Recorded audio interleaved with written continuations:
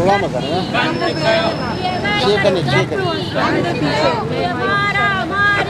ये मोबाइल है वास्ते माई ये कार न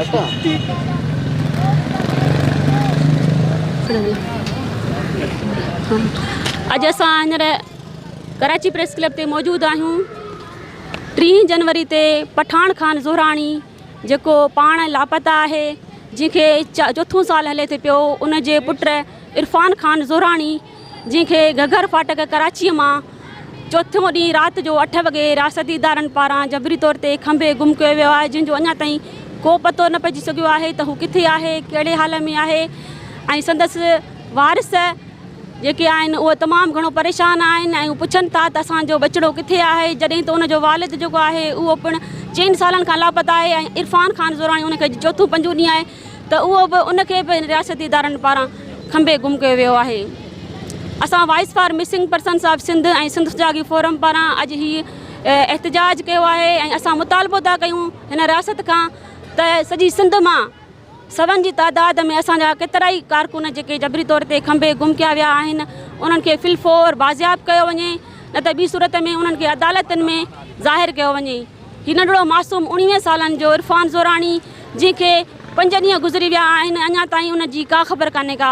अॼु असां हीउ वॾे पैमाने ते असां हीउ जेको एहतजाज रखियो आहे, असां उन ई हवाले सां ऐं सॼी सिंध मां जबरी तौर ते खंभे गुम कयल क़ौमी कारकुननि जी बाज़ियाबीअ लाइ रखियो आहे त इंसाफ़ दायो जेको 6 साल थी विया आहिनि, जंहिंखे उहो पिणु लापता आहे। मुर्तज़ा जुण जो उनखे बि 6 साल गुज़री विया आहिनि, अयूब कांदड़ो उनखे बि 6 साल गुज़री विया आहिनि, सुहेल रज़ा भट्टी उनखे 7-8 साल गुज़री विया आहिनि। अहिड़ी तरीक़े सां सर्वेच नुआणी आहे ऐं शबीर कंबराणी आहे। अहिड़ी तरीक़े सां ॿिया असांजा 100 जी तादाद में क़ौमी कारकुन आहिनि, मज़दूर आहिनि, हारी आहिनि, शागिर्द आहिनि, पोरियत आहिनि। हीअ रियासत उन्हनि माण्हुनि खे खंभे गुम थी करे जेके पंहिंजे हक़नि ते आहिनि, जेके पंहिंजे हक़नि जे लाइ आवाज़ उथारनि था, जेके पंहिंजे सिंध धरतीअ जे लाइ ॻाल्हाइनि था। आख़िर छो असां पुछूं था त आख़िर छो असांजा माण्हुनि खे जेको आहिनि तव्हां पंहिंजे कानून जी जेका आहिनि भञ कणी कयो था? आख़िर छो? जॾहिं तव्हां पंहिंजा कानून आइन ठाहिया आहिनि त तव्हां उन्हनि ते घटि में घटि अमल त कयो न। 24 कलाकनि जे अंदरि असांजे माण्हुनि खे ज़ाहिर कयो। तव्हांजे कानून में लिखियलु आहे त जेकॾहिं केरु केॾो वॾो ॾोहारी छो न हुजे, उन 48 कलाकनि जे अंदरि उनखे मैजिस्ट्रेट जे साम्हूं जेको आहे ज़ाहिर करिणो आहे। पर हिते त सालनि जा साल गुज़री था वञनि, असांजे माण्हुनि खे जेको आहे हिन ज़ाहिर नथो कयो वञे। जॾहिं तव्हां चओ था त इंडिया जो जेको एजेंट आहे कुलभूषण यादव उहो हेॾो वॾो दहशतगर्द आहे, पाकिस्तान में दहशतगर्दी कई अथई, त उनखे बि तव्हां जेको आहे सो फेल ट्रायल ॾियो था, उनखे बि पंहिंजे वारसनि सां मिलणु ॾियो था, उनखे जेको आहे तव्हां जेको आहे उहो आज़ादी ॾियो था। पर असांजा जेके माण्हू जेके हक़ ते आहिनि, पंहिंजी जेका पंहिंजे हक़ जी ॻाल्हि था कनि, उन्हनि खे बि तव्हां लापता करे था छॾियो, उन्हनि खे गुम था करे छॾियो। हीउ कहिड़ो कानून आहे? हिन मुल्क जे अंदरि को कानून आहे या न आहे? जेकॾहिं न आहे त पोइ जेको तव्हां आइन जेको कानून ठाहियो आहे उनखे जेको आहे त तव्हां बंदि करे छॾियो। हीउ जेको ढोंग आहे न इहो बंदि कयो वञे, महिरबानी कयो। ऐं असां UN ऐं इंसानी हक़नि जूं जेके तनज़ीमूं आहिनि, असां उन्हनि खे अपीलूं कयूं आहिनि, एमनेस्टी इंटरनेशनल इदारनि खे असां अपीलूं कयूं आहिनि त पाकिस्तानी रियासत ते दॿाउ विधो वञे त जीअं असांजा जेके बि प्यारा खंभे गुम कया वञनि उन्हनि खे बाज़ियाब कयो वञे, न त voice for missing persons of Sindh ऐं सिंध सुजाॻी फोरम पारां जेका जिदोजहद आहे इहा तेसीं ताईं जारी रहंदी जेसीं ताईं असांजो हिकिड़ो बि क़ौमी कारकुन हिन रियासत जी अकूबत खाननि में हूंदो, टार्चर सेलनि में हूंदो, अज़ियतूं बर्दाश्त कंदो हूंदो, तेसीं ताईं असांजी जिदोजहद जारी ऐं सारी रहंदी। महिरबानी। हक़ मौजूद GSN, जीअं त तव्हांखे ख़बर आहे त हीउ मुंहिंजे हथ में नंढो मासूम शागिर्द आहे, 20 साल उमिरि आहे हुनजी। हिन जे वालिद पठान खान ज़ोराणी खे पोणा 4 साल थिया आहिनि रियासती इदारनि खंभे गुम कयो आहे, जिन जो अञा ताईं को बि पतो न आहे त हू किथे आहे, कहिड़ी हालत में आहे। ऐं हितां जी एजेंसियुनि हितां जे इदारनि उनखे त आज़ादु न कयो, उनखे त न छॾियो, उन ते त कयल रहम न आयो। पर उन खां पोइ उनजो नौजवान पुटु जेको शागिर्द आहे, इंटर क्लास में पढ़े थो, पर जीअं त घर में कमाइण वारो को कोन्हे त उहो पंहिंजी शागिर्दी खे मुतासिर कंदे बि हू मज़दूरी महिनत करे घर जो वाहिद कफ़ील हो ऐं घर खे हलाए पियो ऐं कोर्ट खे परस्यू पियो करे, कोर्ट जे केस खे ऐं एहतजाजनि में। पर उन जे बावजूदि उन ॾोह में उनखे जेको आहे 31 जनवरी ते खंभे गुम कयो वियो आहे। ऐं सम्झां थो हीअ ज़ुल्म जी इंतिहा आहे, जबर जी इंतिहा आहे ऐं इंसानी हक़नि जी संगीन लताड़ आहे। हीअ रियासत ऐं उन जूं एजेंसियूं एतिरियूं त ॾाढियूं थी वियूं आहिनि जो हुननि खे न आलमी इंसानी हक़नि जे पदरनामे जी परवाह आहे, न ई पंहिंजी रियासत जे ठाहियल आइन जे आर्टिकल 10 ऐं 9 या 6 जी परवाह आहे। उनजी सरेआम लताड़ कंदा, गद्दारी जो मुर्तकब थींदे ही असांजा माण्हू खंबे था वञनि।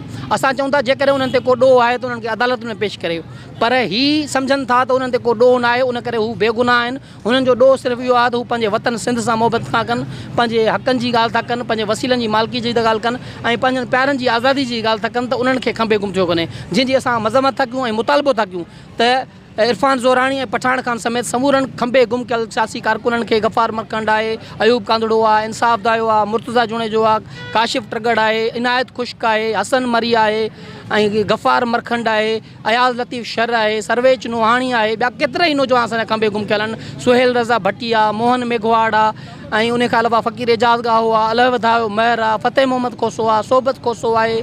तमामु घणा नौजवान सिंध मां खंबे गुम कयल आहिनि जिन जो अञा ताईं को बि पतो न आहे। अरसलान शाह आहे, बचल बडाणी आहे, मुनीर अबड़ो आहे, ॿिया केतिरा ई। असां मुतालबो था कयूं उन्हनि खे हिकदमि आज़ादु कयो वञे, न त हीअ जेका असांजी तहरीक आहे उहा अॻे खां अॻिरी रहंदी ऐं एसी ताईं जारी रहंदी जेसीं ताईं सिंध में ऐं मां हिकिड़ो बि माण्हू खंबियल आहे तेसीं ताईं हीअ तहरीक असांजी जेका आहे उहा जारी ऐं सारी रहंदी। जीअं त 11 नवंबर 2019 ते पठान खान ज़ोराणी खे खंबे गुम करे गाइबु करे छॾियऊं ऐं उन जी 3 साल गुज़री चुका आहिनि। उन जो अञा ताईं को बि ॾस पतो कोन्हे त हू किथे आहे ऐं कहिड़े हाल में आहे। ऐं उन खां पोइ उन जो पुटु घर हलाईंदो, मज़दूरी करे घर हलाईंदो, पंहिंजा नंढड़ा ॿार पढ़ाईंदो हुयो, त उन खे बि खंबे खणी विया आहिनि। असां हिन रियासत खां इहो पुछणु था चाहियूं त इरफान ज़ोराणी खां उन्हनि खे कहिड़ो ख़तरो हुयो। अगरि हुननि जो को ॾोह आहे या कुझु बि हुननि कयो आहे त तव्हां हुननि खे अदालतनि में अची पेश कयो। तव्हांजा पंहिंजा आइन ठहियल आहिनि, पंहिंजे आइन मुताबिक़ हुननि खे सज़ा ॾियो।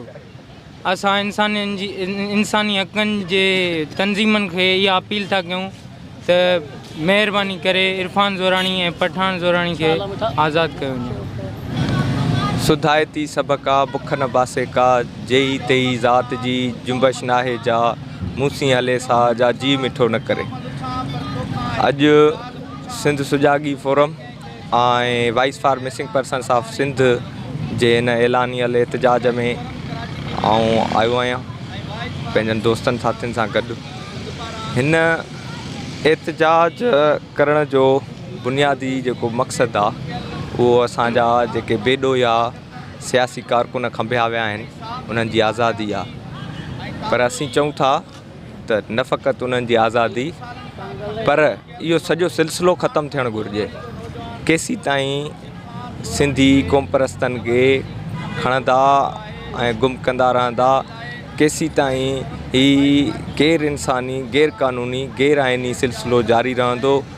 हिन सिलसिले खे हाणे ख़तमु थियणु घुरिजे। 21वीं सदी में अची विया आहियूं, हाणे डिजिटल इरा में अची विया आहियूं। असां आर्टिफिशियल इंटेलिजेंस जूं ॻाल्हियूं हलनि पियूं दुनिया में ऐं अहिड़े दौर में असां वटि अञा ताईं गैर क़ानूनी तौर ते असांजा सियासी कारकुन खंबजनि था पिया।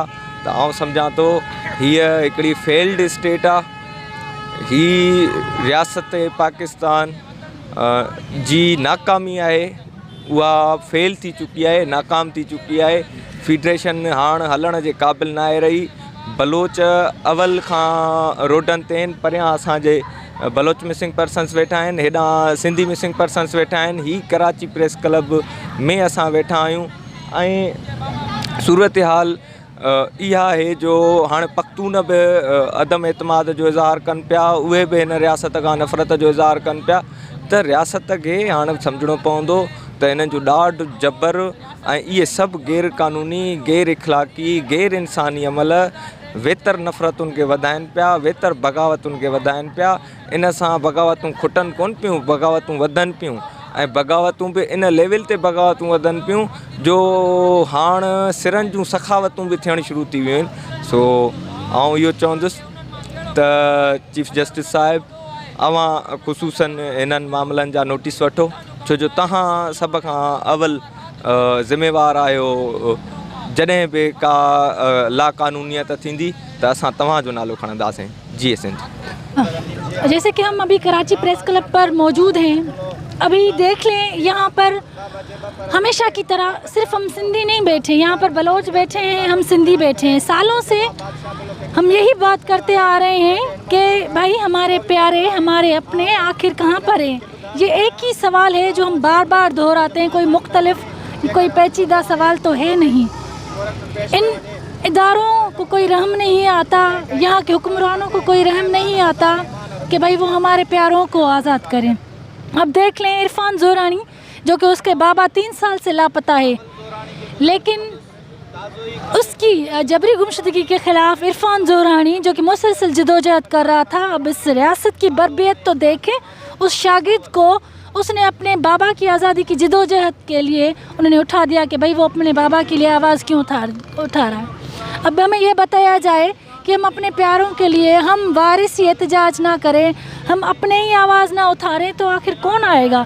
जबकि यहाँ पर इसी मुल्क में हमारे साथ जो रवैया रखा जाता है वो सबके सामने है। अगर ये हमको कबूल करते, अगर हमें समझते हैं कि भाई हम भी इस मुल्क के शहरी हैं, तो ये हमारे साथ ये रवैया नहीं रखते। अगर कोई भी बंदा अकॉर्डिंग टू लॉ किसी भी जुर्म में इन्वॉल्व होता है तो भाई उसके लिए अदालतें इन इदारों के पास हैं, आइन मौजूद है, वहाँ क्यों नहीं लाते। आखिर ऐसा कौन सा गुनाह जो इनके आइन में मौजूद है, इनकी अदालतों में मौजूद है, जो यहाँ पर सिविल लॉ और सिविल कोर्ट्स में ये हमें नहीं हमारे लोगों को लाते। तो भाई हम आलमी इदारों से अपील करते हैं, हमेशा करते आ रहे हैं कि भाई आप पाकिस्तान के ख़िलाफ़ नोटिस लें, जो इन्फोर्स्ड डिसअपीयरेंसेस हैं उनको ख़त्म किया जाए, और उनके वालिदैन और दोस्तों और कारकुनों की जो बेचैनी है वो ख़त्म की जाए। हाणे मां रियासती इदारनि खां इहो पुछण थो चाहियां त अगरि हुननि जो को बि ॾोह आहे, हुननि जो को बि ॾोह आहे त महिरबानी करे हुननि खे अदालतनि में पेश कयो। हाणे आऊं जीअं सिंध क़ौमी पार्टी नारी विंग जे अॻुवाण अदी उरूज खे गुज़ारिश कंदुसि। जी साईं GM सैयद, अॼु असां कराची प्रेस क्लब जा आॾो मौजूदु आहियूं। जीअं त 3 ॾींहं अॻु इरफान ज़ोरानी खे खंबे गुम कयो वियो आहे।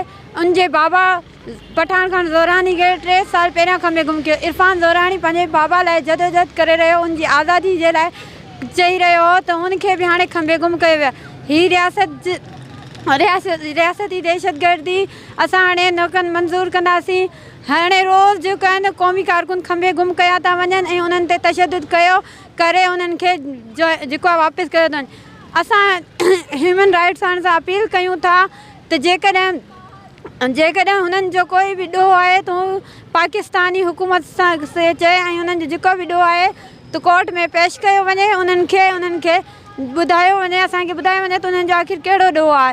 हीअ कर पाकिस्तान जी कोर्ट मौजूदु आहिनि, हीअ छा जेका आहिनि, न त हिननि खे ताला हाणी बंदि कयो वञे।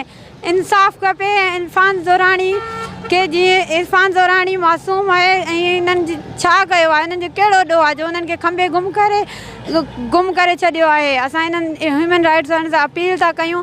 असांखे पाकिस्तान जी हुकूमत सां त को उमेद न आहे, न ई असांखे सिंध जी हुकूमत सां आहे। असां बसि उन्हनि खे ई मुतालबो कयूं था। सिंधी क़ौमी तहरीक जी अॻुवाण महरूज सिंध, बसि ह्यूमन राइट्स जे अॻियां ई असांजी इहो मुतालबो आहे त सिंध मां सभु खंबे गुम कयल क़ौमी कारकुननि खे आज़ादु कयो वञे। आज़ादी।